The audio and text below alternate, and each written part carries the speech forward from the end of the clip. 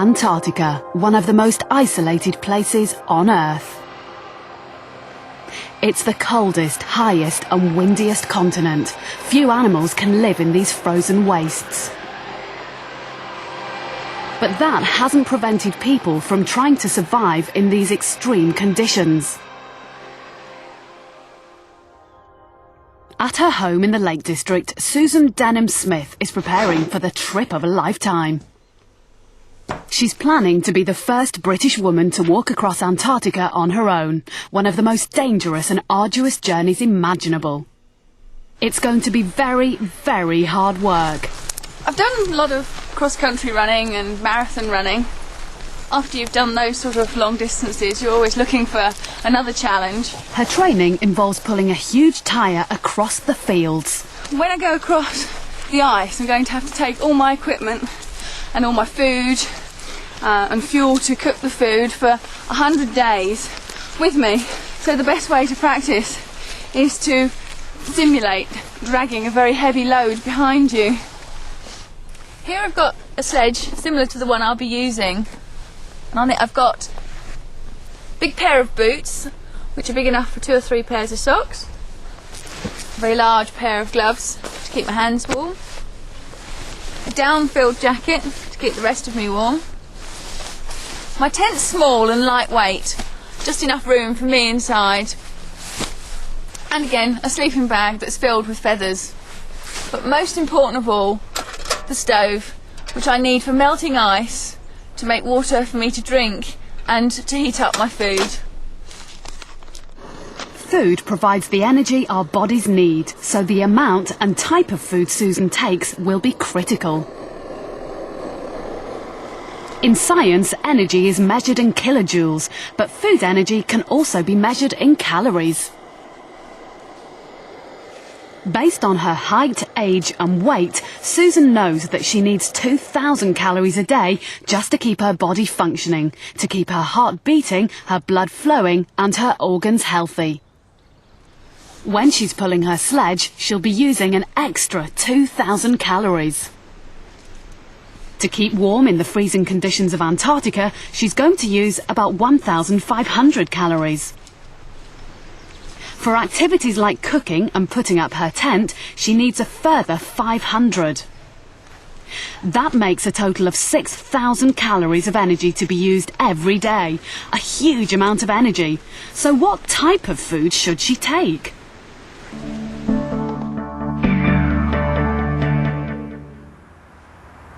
Burning a small piece of cream cracker in liquid oxygen shows just how much energy it contains. Food is a store of chemical energy.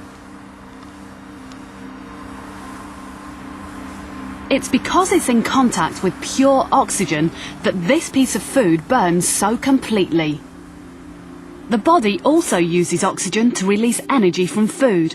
A similar but much more controlled reaction takes place in every cell of your body. But do all foods provide the same amount of energy? Peanuts are high in fat. Dried potato is high in carbohydrate. To compare their energy content, we can use a food calorimeter. It's a glass container filled with water and works like this. First, place 1 gram of dried potato into a small metal crucible. This sits on a heat-proof platform. The calorimeter surrounds the food. At this point, the water inside is at a temperature of 21 Celsius. A small ignition coil gets hot enough to ignite the potato, and a flow of oxygen into the space around the food keeps it burning. The hot gases produced rise through the copper coil and heat the water. 1 gram of potato causes the water to rise from 21 to 25 Celsius. So what happens with 1 gram of peanuts? This time the water rises from 21 to 29 Celsius. This rise in temperature means that peanuts contain 20 kilojoules per gram, while dried potato contains 10 kilojoules per gram. fat makes a big difference to the energy content. Susan needs to carry 100 days worth of food. She's had to think very carefully about what type of foods to take.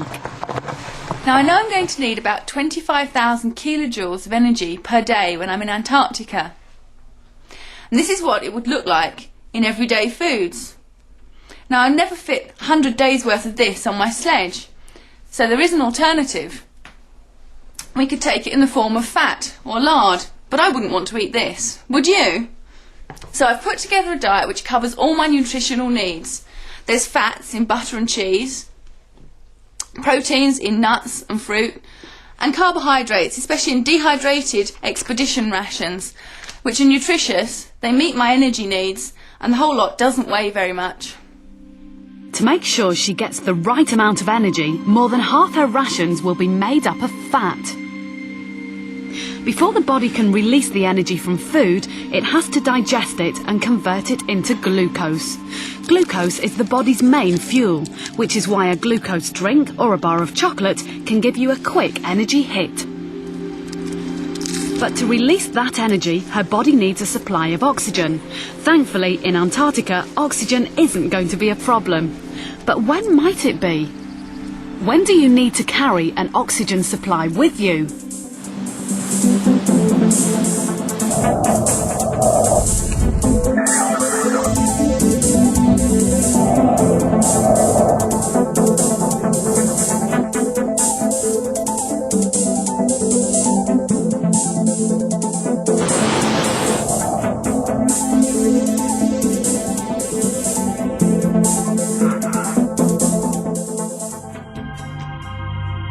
Oxygen enters the body through the air we breathe in.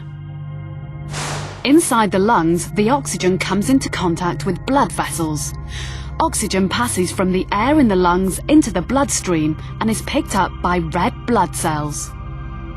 The blood also transports glucose around the body. The blood carries oxygen and glucose to every cell. As the blood passes through tiny capillaries, the oxygen and glucose pass out into the surrounding cells. When the oxygen and glucose meet, they react chemically and slowly release energy. This is respiration. Glucose and oxygen react, releasing energy and producing carbon dioxide and water. A constant supply of glucose and oxygen is essential.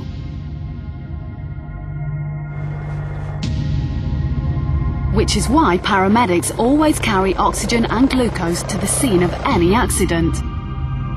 The Yorkshire Air Ambulance Service has been called out to someone trapped in a car. The casualty is only semi-conscious. Regardless of the injury, the first thing the paramedics do is give the casualty a good supply of oxygen. Do you suffer with anything, love?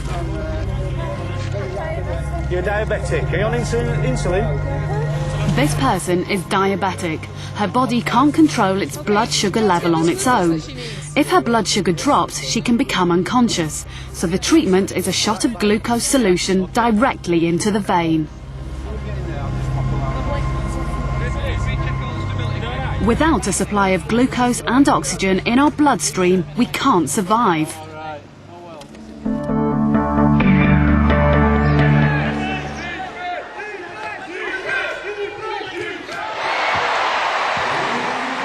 Adi Adepitan is a top wheelchair basketball player. He was in the British Paralympic team in Sydney. Respiration is important to everyone. When the oxygen in the air you breathe in and the glucose in food react in your cells, energy is released. The energy produced when these things react is used all over the body. But what happens to the carbon dioxide and the water from the respiration reaction? Well, the water ends up in the air you breathe out, and so does the carbon dioxide. It's an invisible gas and you can't see it, but sports scientists can measure it. Now this is Vicky, our sports scientist for the day. What's up? Now by comparing the air I breathe in with the air I breathe out, she can work out just how efficiently my body's working. And as an elite athlete, I need to get as much energy as possible from every breath I take in. First, she collects the air I breathe out in 1 minute while I sit here and chill out. And believe you me, this is the easy part of the test.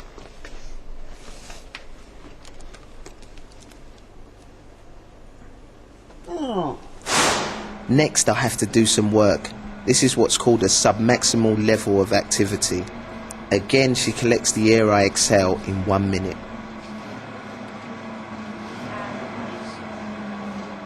Finally, I have to really go for it.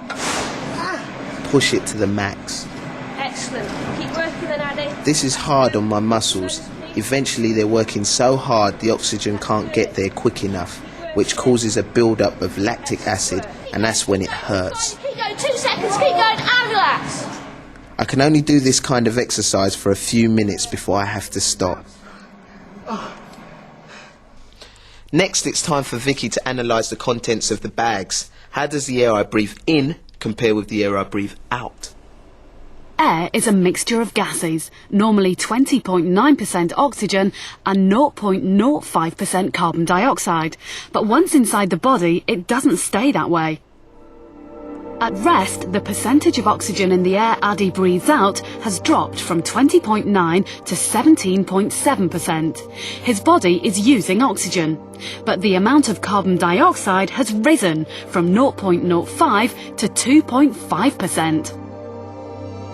At a submax level of activity, the amount of oxygen Addy breathes out has fallen slightly, but the amount of carbon dioxide has risen to 3.6%. Now while Vicky's working out what all this means, take a look at what's happening inside the body. Carbon dioxide and water travel in the blood to the lungs. Here they pass into the lungs' airspace. The lungs allow gases to exchange. As carbon dioxide passes out of the blood, oxygen passes in. How did I do? Well, to compare your results Finally, Vicky's calculated that the changes in the air that Addy breathes out means his body is working more efficiently. Yes, wicked. European Championships, here I come. The more energy you need, the higher the rate of respiration, the more fuel your body is using, which is why Addy and Susan will probably eat a lot more food than you or me. Different people have different needs. Take a pregnant woman, a couple of growing teenagers, a builder, an office worker, and an elderly woman. Which of these do you think requires the most amount of energy per day?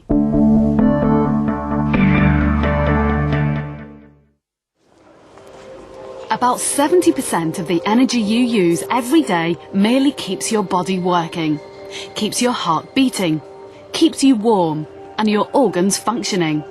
If you're doing anything else, your body needs extra energy. But we're all different. Different ages, sizes, shapes, and lifestyles. Which means we all have different energy needs. On average, males of a similar age and lifestyle tend to need more energy than females. Active manual workers need more than office workers.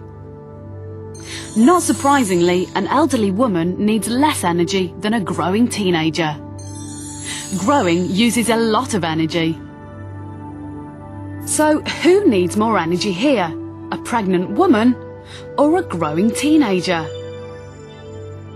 It's actually the teenage boy. Generally, the total amount of energy used in a day depends on how active you are. It's important to try and balance the amount of energy your body gains from your food with the amount of energy your body uses. If energy intake outweighs energy used, your body stores the surplus energy as fat. Mark Cullen used to be very overweight. This is him a couple of years ago when he first joined the Carnegie International Weight Loss Camp. Well, I've weighed 18 stone when I first went to the camp. It was really bad because I couldn't actually do anything. Couldn't run. I just couldn't do anything at all. The latest figures in the UK say that 1 in 3 children are overweight and 1 in 10 children are obese. That clearly has implications for medical risks. Teenagers who are overweight can face many problems in later life, such as heart disease, diabetes, arthritis, and they may not live as long. But why are young people becoming overweight? They eat but they don't exercise. And I went to the camp first year and I ate a lot but I'd never exercised. Second year I actually got it into my head that I'm going to eat but exercise and burn it off, and that's what I've been doing ever since. The main aims of the camp are trying to get kids to have fun being physically active and enjoy it and do it because they get a buzz out of it. We calculate how many calories does each person need on a daily basis, and that's the amount of food that we provide for them. What that then does is it allows us to use the exercise to cause the weight loss on the camp programme, and that's really how we tip the balance in our favour. Lack of food tips the balance the other way. Energy intake becomes smaller than energy used. Some people go on diets to slim on purpose, but losing weight can actually be an illness. Anorexia nervosa is a psychological disorder that causes physical complications. A person with anorexia will have a fear of eating and gaining weight. They will have a fear of normal body weight and a fear of food. Claire first went into hospital with anorexia at the age of 10. It's a dangerous illness. My heart could have gone into failure at any moment because there was no fat on my body. So your body starts to eat its own muscle, and one of your main muscles being your heart. I almost died. I weighed 5.5 stone at my worst. Many people with anorexia nervosa, they will restrict their calorie intake. Some people only eating 250 calories a day. Therefore, whilst they're extremely tired, they're on at least 1,100 calories just to sleep at night. And people with anorexia also tend to exercise a lot as well. So again, they're burning more energy that they haven't got. So eventually there's a deficit. It's a deep psychological problem, and people cope by using food. It's actually an addiction, like people misuse alcohol, misuse drugs. People also misuse food as a way of coping and controlling what's going on in their life. It is treatable. You can get better, and the earlier you catch it, the easier it is to treat. But it's important you go and seek help straight away rather than leave it too long. Remember, we all need different amounts of energy for life.